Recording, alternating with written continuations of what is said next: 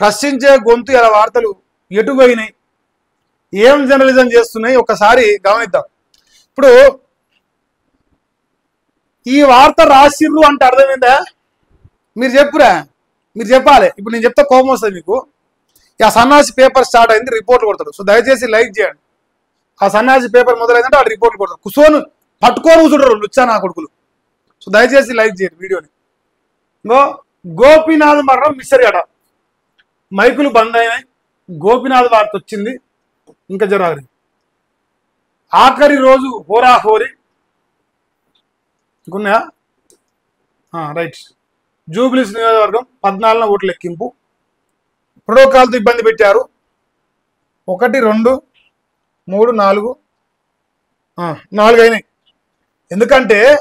ఎందుకు రాస్తారంటే ఇప్పుడు ఈ పేపర్లా, ఇదే పేపర్లా బండి సంజయ్ గారు హిందూ ఆడబిడ్డల పైన, మైనర్ల పైన లైంగిక దాడి చేసి డ్రగ్స్ రాకెట్ ఏర్పాటు చేసి ఆగం చేస్తూ ఎంఐఎం పార్టీ సపోర్ట్ ఉన్నదని అన్నాడు, ప్రెస్ మీట్ పెట్టిండు.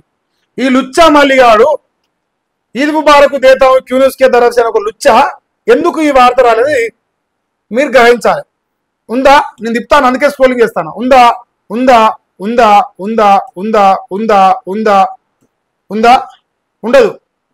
ఏరా లుచ్చా, మరి తెలంగాణలో అతిపెద్ద ప్రశ్నించే గొంతుక ఈ వార్త ఎందుకు రాయలేదు అంటే కాంగ్రెస్ పార్టీకి డ్యామేజ్ అవుతుంది ఆ వార్త రాస్తే.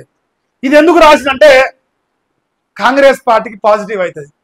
ఇటువంటి లుచ్చలు ప్రశ్నించే చెప్పకుర్యా నాకు. ఈ వార్త బీఆర్ఎస్ పార్టీకి ఆపోజిట్ లో రాసింది కుక్క. అరే దీన్ని ఏమైనా రాయకేమంటారా సౌటరే ఒక లుచ్చా, దీన్ని రాయకేమంటారా? నీ ఇంట్లో లేవురా కుటుంబ సమస్యలు? నాకు తెలియదురా నీ కుటుంబ సమస్యలు. నీ ఇంట్లో లేరా, నాకు చెప్పలేరా చెప్తాను. నిన్న 10 మందికి ఫోన్ చేశారు. నీ లెక్క నీ బతుకు మొత్తం వస్తాను, అది వేరే విషయం. కానీ ఈయన జూబ్లీస్ ఎన్నికల్లో ఈ కుక్క, ఈయన పెంపుడు కుక్క ఇంకోడు నల్లికుట్లో ఉంటాడు, మన రేవంత్ తొలి వెలుగు.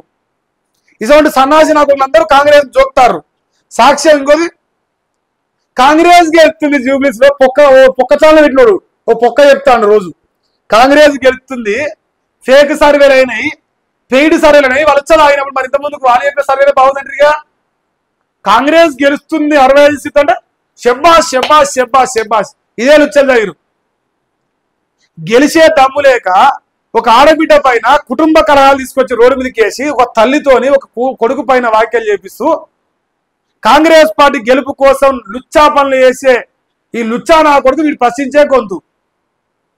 ఈ సౌట్ ఎందుకు నిలవలే దొరుకుతుంది కదా సాక్ష్యం మీకు. ఎంతకంటే గొప్పగా ఏం కావాలి తెలియదానే? మనిషి పుట్టుక పుట్టిన కొడుకు అర్థమవుతుంది. మానవ జన్మెత్తి మనిషి పుట్టుక పుట్టిన ఎవరికైనా, రాజకీయం మీద అవగాహన ఎవరికైనా అర్థమవుతుంది. ఈ లుచ్చి వార్తల కంటే కాంగ్రెస్ సపోర్టు. బీజేపీ గెలవదు మనం అనుకుందాం, బీజేపీ గెలవదు అరే నా మాత్రమే పోటీ. బీఆర్ఎస్ మాగంటి సునీతకు ఆపోజిట్ ఈ వార్త.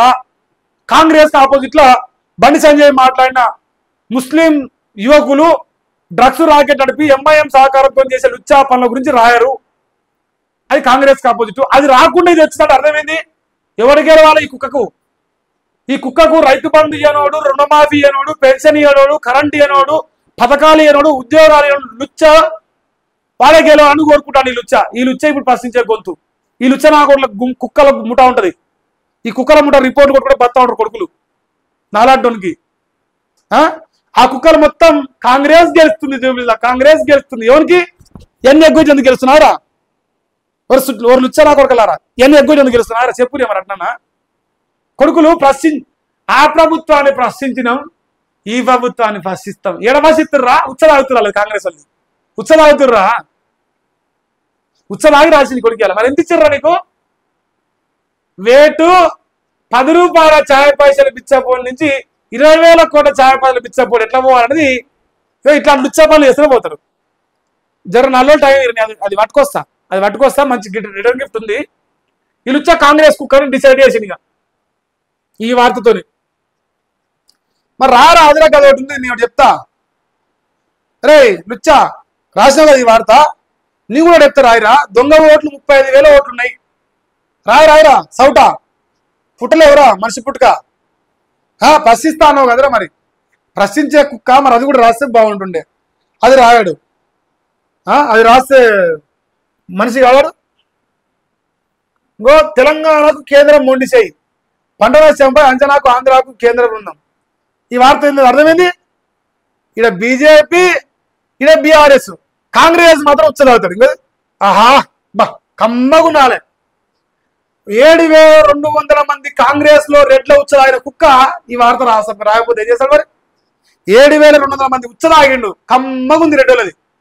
హా ఏం ఏం దాగినా ఎవరు దాడి భూమి మీద గౌరవం ఎట్టిపోతుంది దానికి కాంగ్రెస్ లో ఉన్న రెడ్లు అందరూ. అందుకే కమ్మ కోరుతుంది కేంద్రం. మరి దానికి ఓరాదురా రేవంత్ రెడ్డి కామారెడ్డిలో 10,000 ఇచ్చిన అడుగుతాం పదరా సౌటా సావడానికి. ప్రసిస్తాను ఎక్కడ ప్రసిస్తున్నావు? ఉచ్చలాగే ఎక్కడ ప్రసిస్తున్నావు? అంతే. ఇందిరా ఒప్పుకోలే తల్లిలాంటి పార్టీ. టిఆర్పిలో చేరికల జోసు.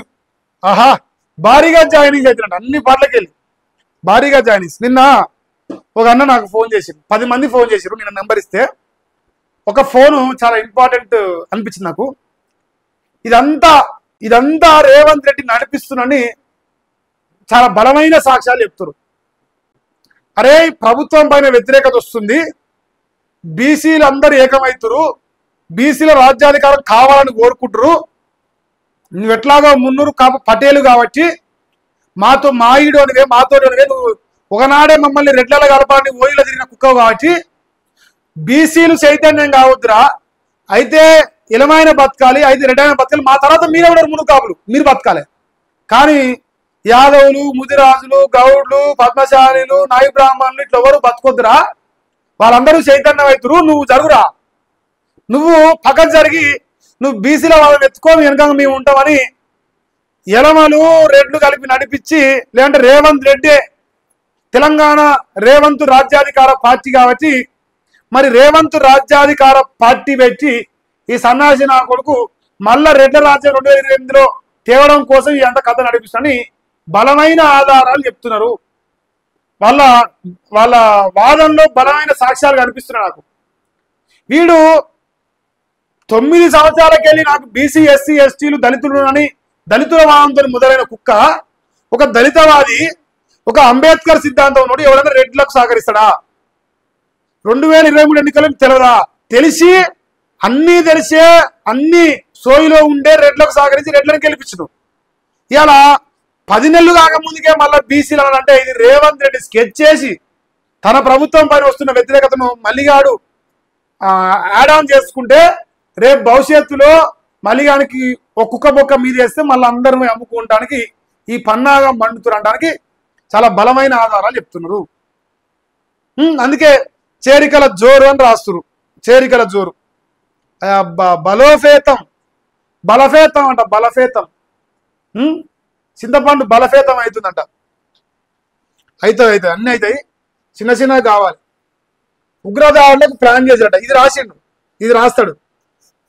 హైదరాబాద్ ఉన్నాడంట, ఉగ్రవాది ఉన్నాడు కానీ ఆడబిడ్డలో మానభంగం చేసి డ్రగ్స్ సప్లైర్స్ లేరా?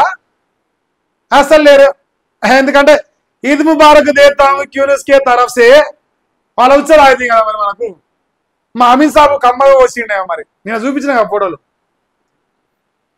అట్లా బీహార్ ఎన్నికల ప్రచారం సమాప్తమైంది, మరి ఇది జరగబోతుంది. అది కూడా 14 తారీఖు బయటపడుతుంది. ఇంకో ఇట్లా ఏమరా సౌటా ఈ వార్త పక్కన జూబ్లీస్ లో జరుగుతున్న ఓట్ చోరీ గురించి మాట్లాడవా రాహుల్ గాంధీ అన్నాడు. అలా వచ్చాక అమ్మ ఉంటుంది కదా మరి కాంగ్రెస్ వాళ్ళది అంటాడు, అట్లా అన్నాడు.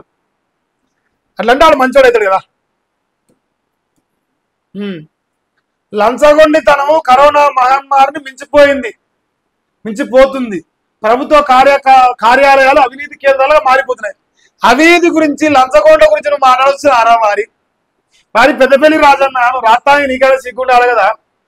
ఈ భూమండలంలో ఎవడన్నా ఓ యూట్యూబ్ ఛానల్ పెట్టుకొని ఛాయ బదులు 10 రూపాయలు పిచ్చామనుకున్నాడు 20,000 కోట్ల కేజీ ఉన్నారు ఎవడన్నా. ఇసవంటి లుచ్చాలు నాకేం మంచిగా వస్తున్నాయి కానీ వద్దురా ప్లీజ్ రా. ఒక వ్యభిచారంట వచ్చి సంసారికి నిధులు ఎత్తుందంట, ఒక వ్యభిచారి వచ్చి. ఈ వార్త అడ్డే ఉంది ఇప్పుడు నాకు.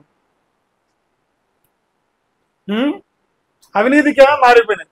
రోజు ఎక్కడో అక్కడ లంచం తీసుకుంటూ పట్టుబడిన అధికారుల ప్రవర్తనలో ఆవగింజంతైనా మార్పు కనిపిస్తలేదు.